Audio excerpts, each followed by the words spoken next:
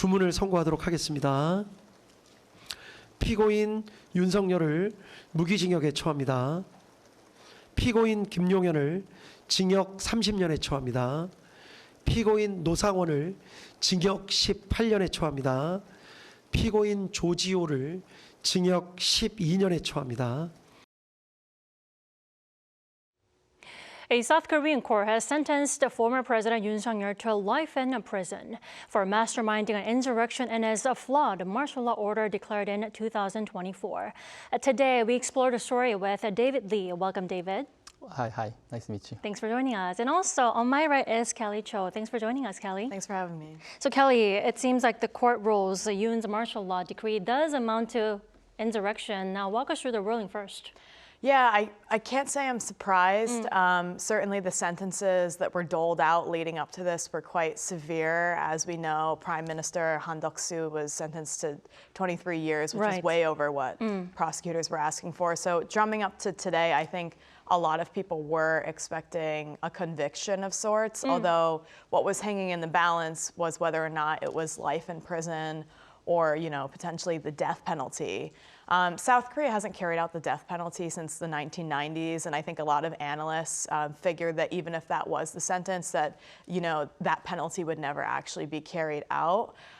What remains to be seen is whether or not there will be appeals filed. Unfortunately, this isn't probably the end of the legal saga here in South Korea. But overall, I think this is quite clearly a total rebuke of what happened in December 2024. I think the court is trying to send the message that modern day South Korea does not tolerate challenges to its democracy or, a plot to take over the National Assembly or, exert influence, and that Korea is really trying to establish its reputation as a stable democratic force at a time when other countries around the world are facing increasing streaks of authoritarianism. And so I think on the global stage today was really, really important.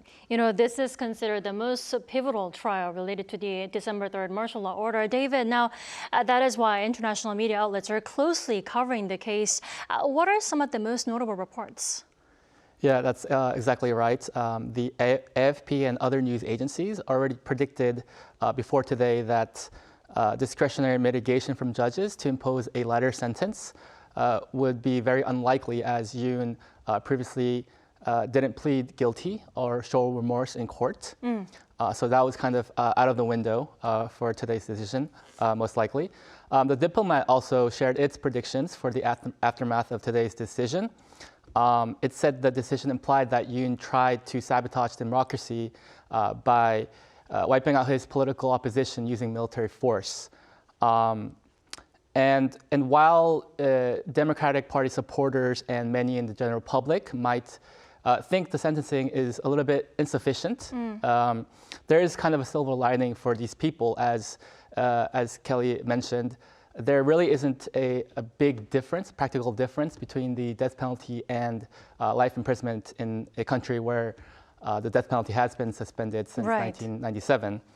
And the article went on to say that this decision would be devastating, whether death penalty or life imprisonment would be devastating for pro-Yoon loyalists, who will likely sever ties with Yoon if they haven't already. And this is because if there are any justifications left for Yoon, they went out the window today. And it just really highlights the checks and balances in place in our institution that successfully enforce accountability to even the topmost office. And the article also hinted the beginning of a prolonged legal battle. Kelly also mentioned this. Right. So the appeals process is already probably underway, getting prepared. So the case will likely reach the Supreme Court if it does, which could take years for it to be finalized. And this is all unfolding amid controversy with the Supreme Court, as we saw with the just weeks before the presidential election last year, and also debates on judicial reforms in the country. So all in all, this trial really seems like it may evolve into a broader institutional power struggle, and that's what these international media outlets have been saying. But also there have been a different type of headline from these global newspapers yesterday, actually, for the nominations for the Nobel Peace Prize. Right. Considering the South Koreans who physically blocked the martial law declaration back in 2024. And these are the citizens who gathered outside the National Assembly holding light sticks, who either slowed or they blocked military vehicles and police forces from attempting to control access to the National Assembly, which was very critical at that moment.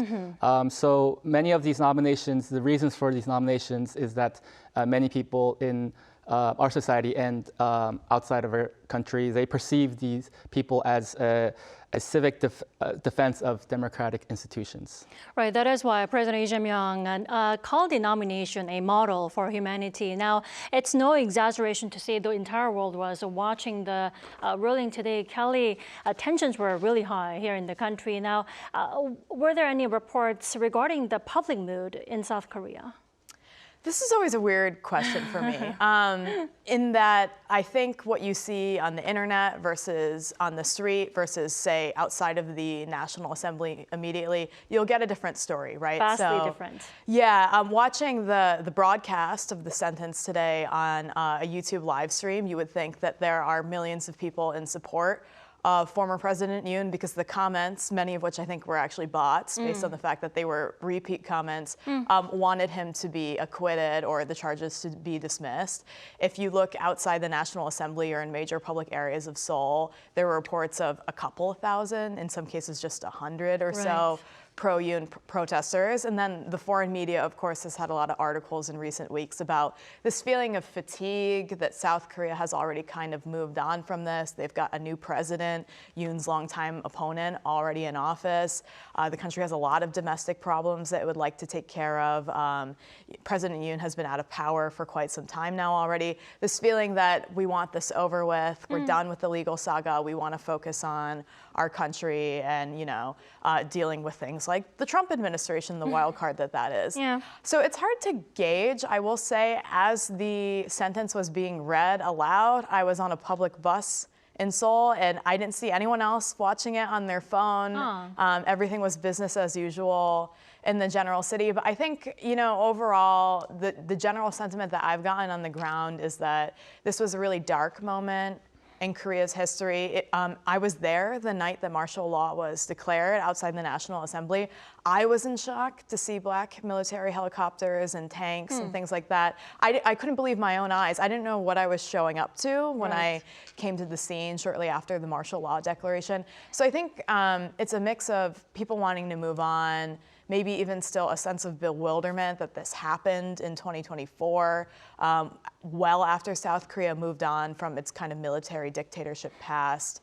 It's really interesting, and I will say, I think this story is extremely significant on the global stage, but it's always been kind of blunted by the fact that most people were asleep when the martial law declaration happened, right? I mean, I was about to go to sleep. Exactly, it was 6 hours. And so I think a lot of people really didn't have the opportunity to go to the scene and really get a sense of the chaos and the confusion, but also the orderliness that was going on. I think if this happened in the United States, it would have been much different and potentially more volatile. So it's a very complex, polarized story that I think we should continue to study. One thing is for sure, though, the nation is ready to move forward. We have a new leadership. We are back to normalcy and normal democracy that the South Korea upholds, right? Now, then, David, I do have to turn to you. Kelly mentioned this. This is significant, but what does it really mean? What is the significance behind the ruling, and what are the next steps in the judicial process? Right.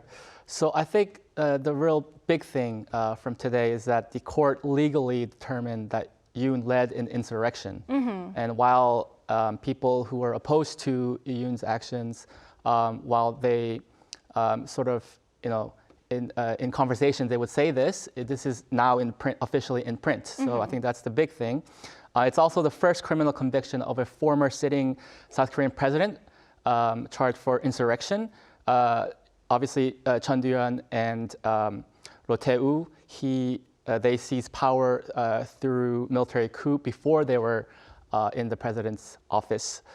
So this is a little bit of a distinction. And the decision really reinforces the judicial limits on the executive emergency powers going forward, especially with martial law authority. And it will likely influence the future interpretation of presidential powers for a country. And as you mentioned, the future judicial process, Yoon still faces 6 additional trials in addition to the 2 already that he faced this year, starting this year. And I think they fall into 3 broad categories. So the first is national security related allegations, and they include benefiting the enemy when he dispatched military drones into North Korean territory. And many prosecutors believe that he did this to provoke aggression from the north, so that he would justify his use of martial law. And second is election and political law violations. This includes the Political Funds Act, which he and his wife are accused of violating. Third is the integrity-related charges, and they included perjury in former Prime Minister Han Duck-soo's trial. So these trials, the 6 trials that I mentioned, they will begin starting next month, but we don't really know the exact timelines yet. All right. Now, Kelly, let's shift our attention to the Korean Peninsula, rather over the border. North Korea's Workers' Party Congress is imminent. Now, first of all, what is Workers' Party Congress, and what are the latest developments in North Korea? Yeah, the Workers' Party Congress is essentially a big political event that happens in North Korea about every 5 years. It's kind of talked about as North Korea's favored stage for major political announcements. It often is an opportunity for the North Korean regime to kind of unveil its version of a 5-year plan, if you will, and show its priorities, although those priorities don't really shift party Congress to party Congress so much. And for state media analysts, it's quite a feast. I mean, our understanding of North Korea now more than in years past is really, sadly, quite opaque. North Korea used the pandemic more or less as a pretext to expel foreign diplomats and people that were critical for understanding what's going on inside the country. Since then, people who study North Korea rely more and more on state media to understand what's going on.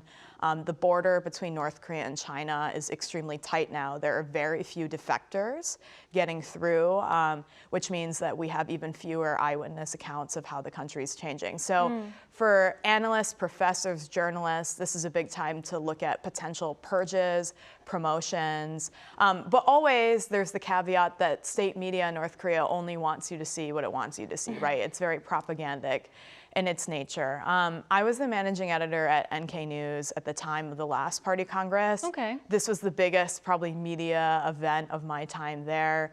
Last time around, North Korea really emphasized a desire to upgrade and modernize its military. It certainly has shown signs that it carried that plan through.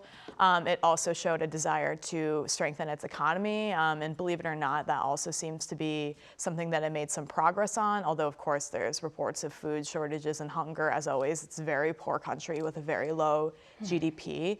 And then, there was a lot of talk about actually improving social welfare for the elite or for the privileged class, if you will. So state media, since the last Party Congress, has made a point to show a lot of improvements to housing developments, to public amenities, to hospital projects, things like that. So I don't know if it'll be that different this time around, but North Korea has kind of fallen off of the global stage a little bit compared to years past. When I first got to South Korea as a reporter in 2017, it was the hot topic within U.S. national security. Right. Now that's not the case, unfortunately, with all the wars that are going on elsewhere. But I think, we'll continue to see some clues potentially about North Korea's relationship with China, which is getting a little bit better, although it's not quite as strong as before. And also its continued kind of burgeoning relationship with Russia, which seems increasingly important as kind of the geopolitical tides across the world are changing. North Korea has become more reclusive than ever now. Now, this is an event where North Korea shows off its, nuclear, missile, and weapon ambitions, and also possibly sending messages to the U.S. or South Korea. David, what are international media outlets looking closely at this 9th Workers' Party Congress? They will watch for a possible new 5-year plan, which is usually the case with these events.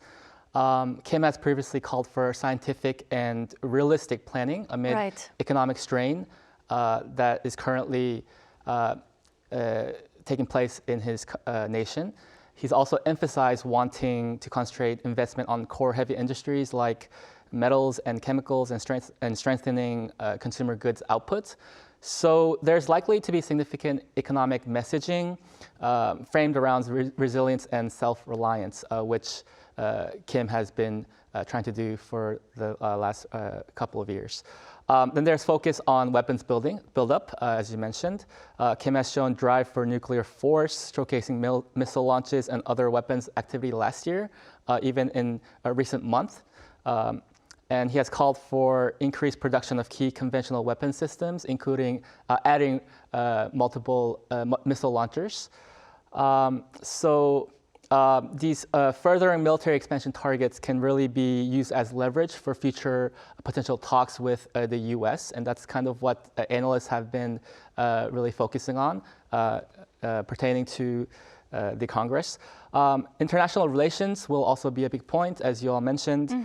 Kim continues to praise North Korean soldiers participating in Russia's war efforts. Recently, there was an announcement by North Korea state media that a new housing district in Pyongyang was dedicated to the families of soldiers who died in battle. And Congress could formalize deeper defense industrial coordination with Moscow. And obviously there will be focus on South Korea if South Korea pops up in discussion. As recently we know that North Korea dismissed President Lee Jae-myung's efforts for outreach. And analysts say North Korea could add Kim's declaration of a hostile two-state system in the party constitution during Congress. So that will be something that people will be very interested to watch for.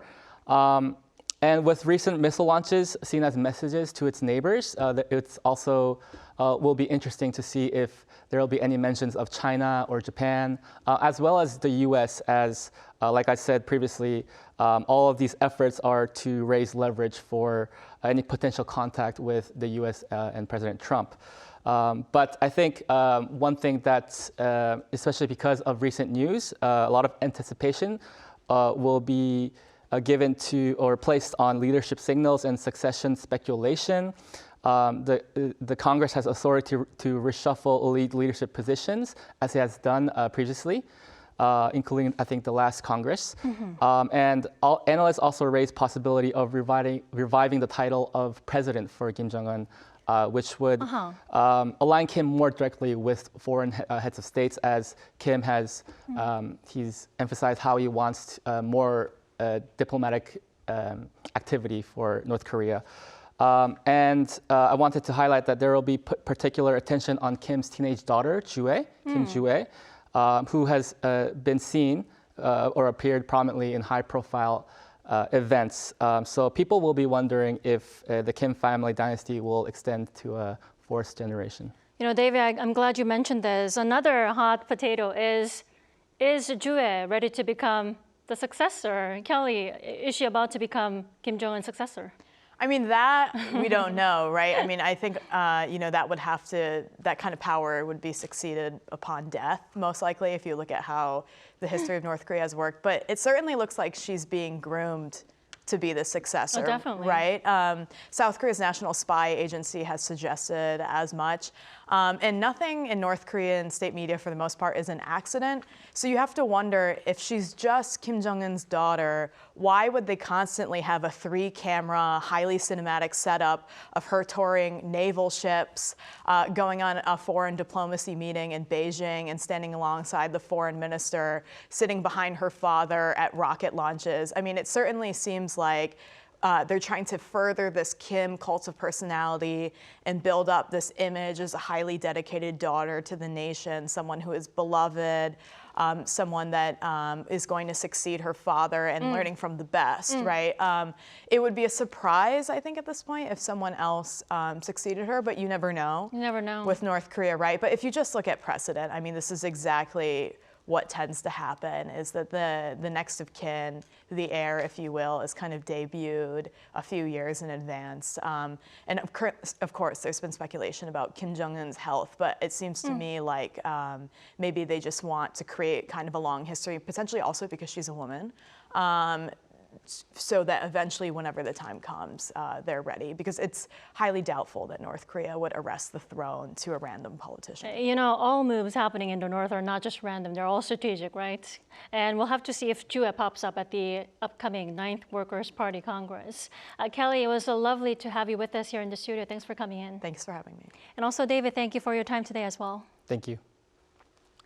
And that wraps up our discussion for today. We also thank you for staying with us. Goodbye.